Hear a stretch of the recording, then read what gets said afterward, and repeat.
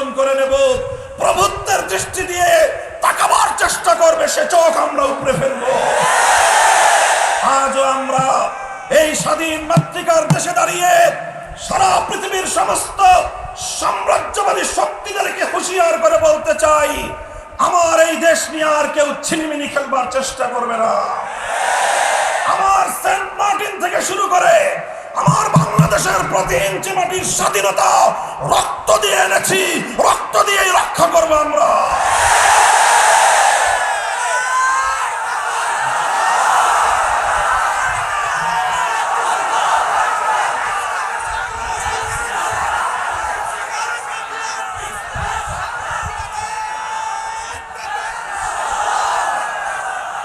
সংগ্রামী সাথী ও বন্ধুগণ, আমাদেরকে মনে রাখতে হবে, এই বাংলাদেশি মুসলিম জাতিসত্তা গঠিত হয়েছে এভাবেই তিনটি আধিপত্যবাদ বিরোধী সংগ্রামের মধ্য দিয়ে। এই ইসলামী এবং এই মুসলিম জাতিসত্তাকে ধ্বংস করার জন্য অত্যন্ত পরিতাপের সঙ্গে আমরা লক্ষ্য করেছি 1971 সালের 16 ডিসেম্বরের ঐতিহাসিক বিজয় দিবস উদযাপনের কয়েক মাসের মধ্যেই আমার বাংলাদেশের এই ঐতিহাসিক বিজয়কে ছিনতাই করা হয়েছে। অন্য একটি দেশের সংবিধানের মূলনীতিগুলোকে একটি প্রেসক্রিপশনের মাধ্যমে বাংলাদেশের 7 কোটি মানুষের ইচ্ছা, অভিপ্রায়, হাজার বছরের ঐতিহ্যের বিরুদ্ধে শুধুমাত্র কয়েকটি কলমের খোঁচায় এদেশের মানুষের বুকের উপর একটি স্বৈরাচারী সংবিধান হিসেবে চাপিয়ে দেওয়ার চেষ্টা করা হয়েছে। আর সেই আমার বিজয় ছিনতাই করা সেই সাংবিধানিক মৌল 4 নীতির মাধ্যমে 72 এক নতুন চেতনা বাংলাদেশে সৃষ্টি করা হয়েছিল। 72-এর চেতনার মাধ্যমে 71-এর চেতনাকে ছিনতাই করা হয়েছে। আর এরপরে আমরা দেখেছি দীর্ঘ অর্ধ শতাব্দীকাল পর্যন্ত বাংলাদেশের মাটিতে 72-এর চেতনাকে 71-এর চেতনা বলে বাংলাদেশের মানুষকে গেলাবার চেষ্টা করা হয়েছে। আমরা স্পষ্ট ভাষায় বলি যে 71-এর মুক্তিযুদ্ধ শুরু হয়েছিল ইনশাআল্লাহ বলে, যে 71-এর মুক্তিযুদ্ধ ছিল আল্লাহর উপর অবিচল আস্থা এবং বিশ্বাস স্থাপনের মধ্য দিয়ে, যে 71-এর মুক্তিযুদ্ধের সূচনা হয়েছিল কোরআন সুন্নাহ বিরোধী কোন আইন তৈরি না করার কমিটমেন্ট আর অঙ্গীকারের মধ্য দিয়ে, সেই 71-এর মুক্তিযুদ্ধের পর 72 সাল থেকে আমার বাংলাদেশকে ইসলাম শূন্য করবার পায়তারা হয়েছিল।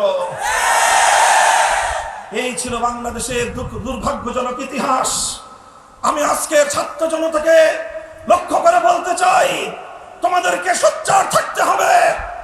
আবার 2024 সালের বিজয়কে যেন কেউ ছিনতাই করতে না পারে। 2024 সালের জুলাই বিপ্লবের এক অনন্যতা, একটি অনন্য বৈশিষ্ট্য ছিল, অভূতপূর্ব ঐক্য সূচিত হয়েছিল। এই ঐক্য ছিল, স্কুল থেকে আমার ছেলেরা বেরিয়ে এসেছে, কলেজ থেকে আমার সন্তানেরা বেরিয়ে আসলো, ইউনিভার্সিটিগুলো থেকে আমাদের ভাইয়েরা বেরিয়ে আসলো, আর সকল মাদ্রাসা, আলিয়া মাদ্রাসা, কওমি মাদ্রাসা থেকে লক্ষ ছাত্র জনতা রাজপথে দাঁড়িয়ে টেকনাফ থেকে তেতুলিয়া পর্যন্ত হাতে হাত রেখে তারা মানববন্ধন তৈরি করলো।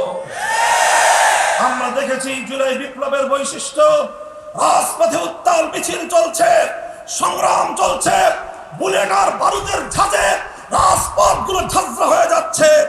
যখনই আজানের সময় হলো, স্লোগান উন্মুখ আমার সন্তানেরা রাজপথের উন্মুক্ত আকাশে দাঁড়িয়ে আল্লাহু আকবারের ধ্বনিতে, আজানের ধ্বনিতে বাংলার আকাশকে মুখরিত করে তুলল। এরপরে কোথাও কলেজের ছাত্র, কোথাও ইউনিভার্সিটির ছাত্র, কোথাও মাদ্রাসার ছাত্র ইমামতিতে দাঁড়িয়ে শত সহস্র ছাত্রদেরকে নিয়ে রাজপথে তারা নামাজ আদায় করলো। রাজপথের পিচ ধরা পথকে যায় নামাজ বানিয়ে আল্লাহর দরবারে সিজদায় লুটিয়ে পড়লো। নামাজের পরে দুহাতের ফরিয়াদের দুহাত তুলে আল্লাহর দরবারে সাহায্য প্রার্থনা করলো।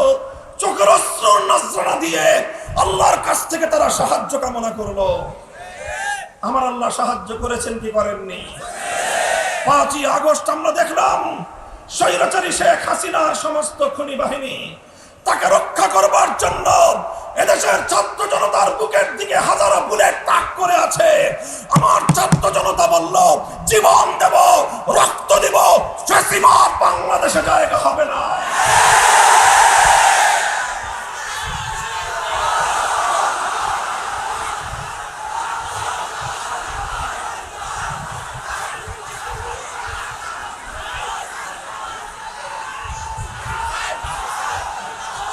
সংগ্রামী সাথী ও বন্ধুগণ, আমি বলতে চাই এই ঐক্য স্কুল কলেজ ইউনিভার্সিটি মাদ্রাসার ছাত্রদের এই অভূতপূর্ব ঐক্য এটাই ছিল শেখ হাসিনার বিরুদ্ধে আল্লাহর পক্ষ থেকে প্রদত্ত সাহায্যের মাধ্যমে বিজয়ের সর্বশ্রেষ্ঠ হাতিয়ার।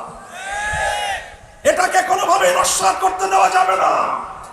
বাংলাদেশের শত্রুরা আজ আবার বাংলাদেশের বাইরে গিয়ে অন্য দেশের আশ্রয়ে প্রশ্রয়ে বাংলাদেশের বিরুদ্ধে আবার নতুন করে ষড়যন্ত্রের জাল বুনছে।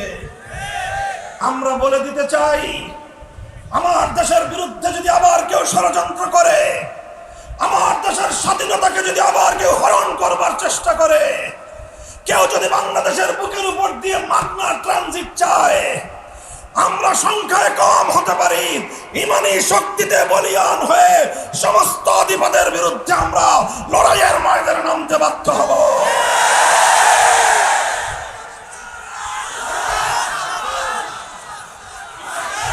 শানে রিসালাত সম্মেলনের এই মঞ্চ থেকে সর্বশেষ দুটি বিষয়ে আমি আমার বাংলাদেশের বিশেষ করে অন্তর্বর্তীকালীন সরকার এবং সংশ্লিষ্ট সকল মহলকে স্পষ্ট বার্তা দিয়ে দিতে চাই।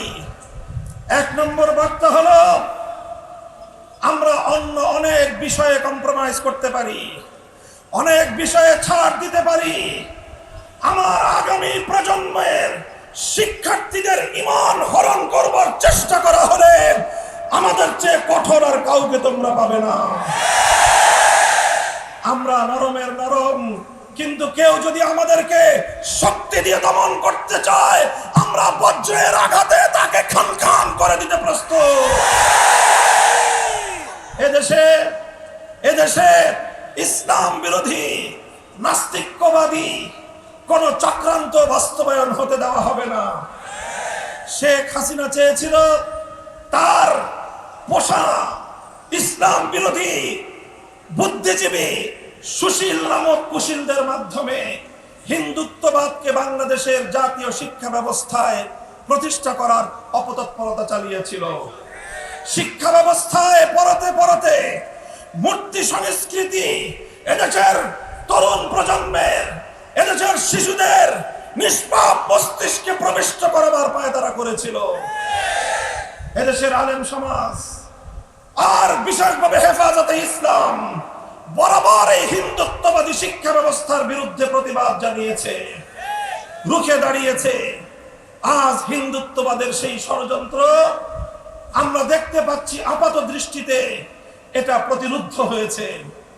এখন কেউ যদি মনে করেন হিন্দুত্ববাদের জায়গায় নতুন করে আমার বাংলাদেশের শিক্ষা ব্যবস্থায় নাস্তিক্যবাদকে স্থাপন করবেন, আমাদের আগামীর সন্তানদেরকে নাস্তিক্যবাদী মানসিকতায় গড়ে তুলবেন, মনে রাখবেন আমি বলছি, এদেশের মাদ্রাসার ছেলেরা যেমন আমার সন্তান, এদেশের স্কুলের প্রতিটি ছাত্র আমার সন্তান, এদেশের কলেজ ইউনিভার্সিটির ছাত্ররা আমাদের সন্তান।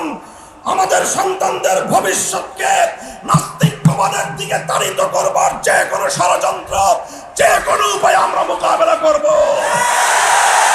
প্রয়োজনে আমরা রাজপথে নামব, আমরা ঘেরাও করব, প্রয়োজনে লং মার্চ করব, প্রয়োজনে লড়াইয়ের মাঠে রক্ত দিব, জীবন দেব, আপোষের কোনো সুযোগ নেই।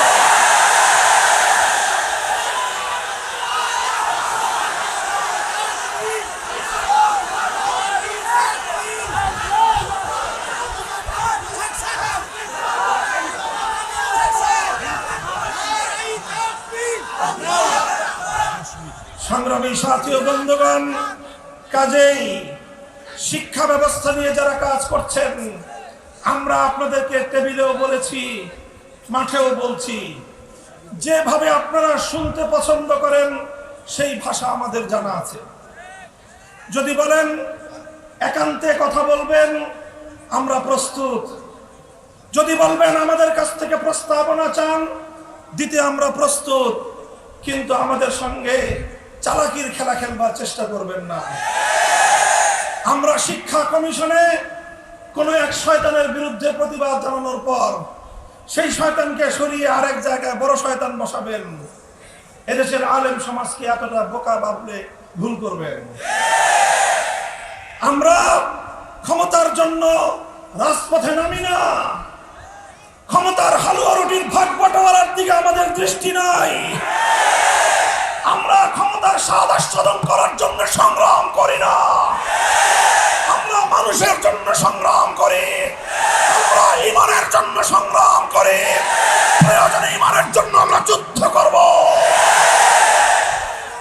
কাজেই আমার স্পষ্ট বার্তা, শিক্ষা ব্যবস্থা নিয়ে কোন ছল চাতুরি এক মুহূর্তের জন্য বরদাস্ত করা হবে না।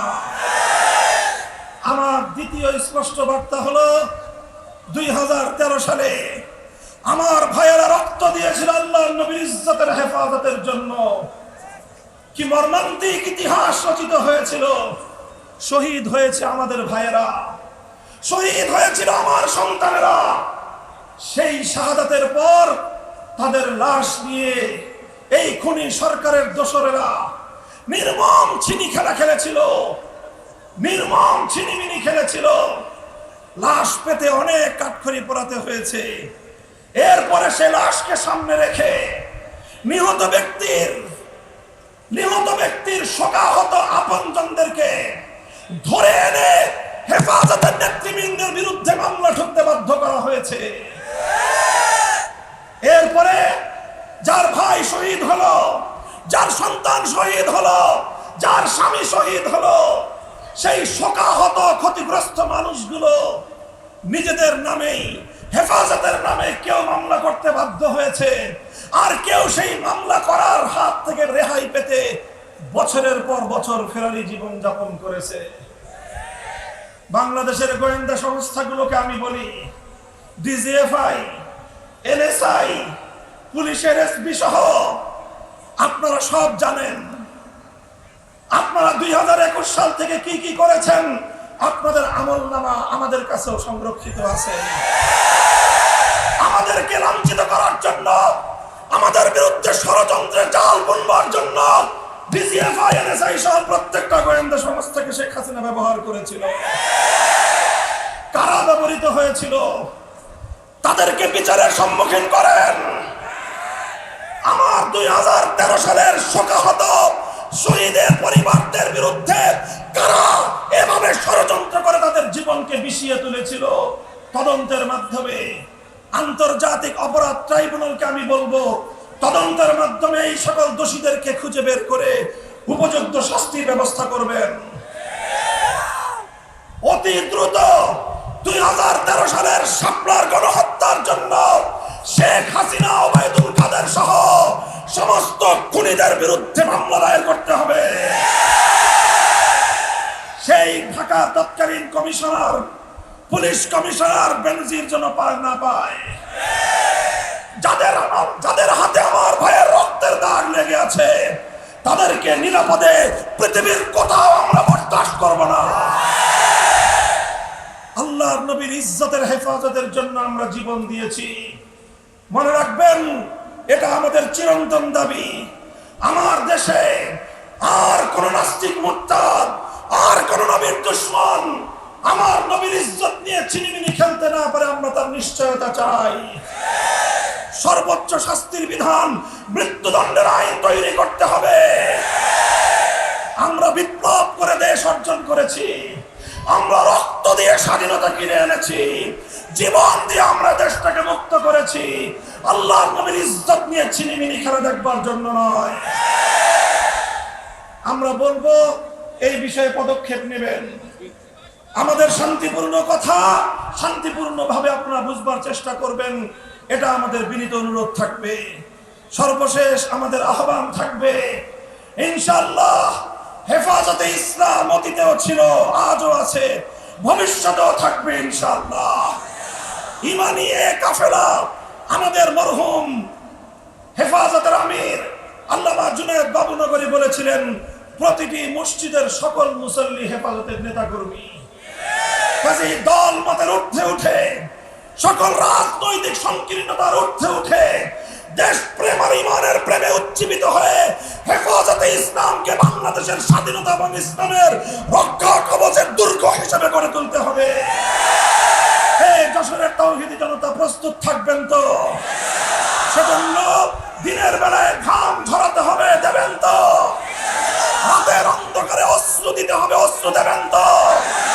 আমার যদি প্রয়োজন হয় শাপলা চত্বরে শহীদি ঈদগাহে গিয়ে শাহাদাতের রক্ত দিতে কারা প্রস্তুত থাকবে?